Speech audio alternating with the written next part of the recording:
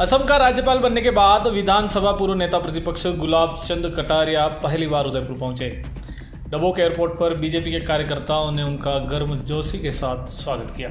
इस दौरान कटारिया काफी भावुक हो गए और कहने लगे कि मेवाड़ के लोगों के प्यार की वजह से ही आज मेरा राजनीतिक जीवन सफल रहा है। आलाकमान ने मुझ पर भरोसा जताते हुए असम का राज्यपाल बनाया है। मैं उनकी सभी उम्मीदों पर खरा उतरने की कोशिश करूंगा।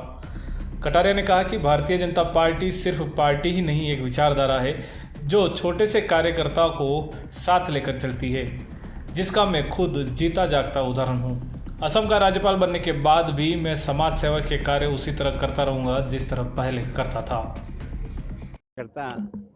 इस पद पर पहुँच सकता है, ये भारतीय जनता पार्टी के नेताओं का ही सोच है। मैं सोचता हूँ न मेरा पारिवारिक बैकग्राउंड है, न मेरे पास कोई फैक्ट्री और कुछ है। एक कार्यकर्ता का निरंतर इतने वर्षों तक सम्मान होता रहा और आज संवैधानिक के सर्वोच्च पोस्ट पर भी उन्होंने मुझे काम दिया है। ये बात ज़रूर है कि राजस्थान में उदयपुर की जनता ने मुझे एक बच्चे की तरह से पाल करके राजनीति में बड़ा किया है। मेरा धर्म है कि मरते दम तक यहाँ के हर मतदाता का हर प्रकार का काम करने का प्रयत्न करूँगा, राजस्थान का भी करूँगा।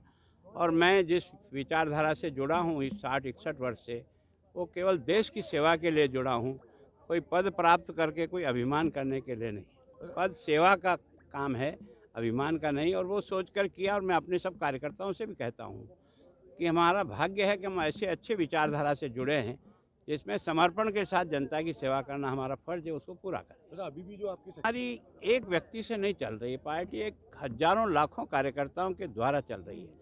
लोग पहले ऐसे ही सोचते थे, अटल जी के समय में भी, नरेंद्र मोदी जी ने उसकी पूर्ति कर दी। राज्यों में भी सोचा कि भाई इनके जाने के बाद भैरव सिंह जी की बात को होगा, तो वसुंधरा जी ने उसकी पूर्ति कर दी। तो हमारी पार्टी में एक लगातार आने वाली श्रृंखला है। हर गांव से लेकर के प्रदेश तक में इस भारतीय जनता पार्टी ने अपने कार्यकर्ताओं को संस्कारित करके पालने का प्रयत्न किया है।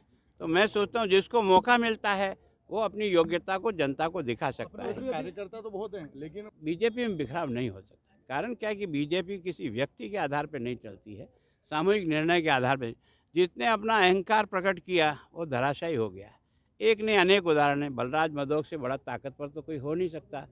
वो भी अभी कल्याण जी हमारे यूपी के मुख्यमंत्री, उनसे ज़्यादा, और जिन्होंने उस ढांचे जैसा कलंक को तोड़ने में अहम भूमिका निभाई, उनको भी जब अभिमान आया तो उनको भी किनारे होना पड़ा। तो हमारी पार्टी सामूहिक निर्णय के आधार पर चलती है और भगवान की भी कृपा है हम पर कि हम जो सही सोचते हैं उस दिशा में आगे बढ़ने में अगर कहीं बाधा भी आती है तो क्षणिक होकर के टट जाती है।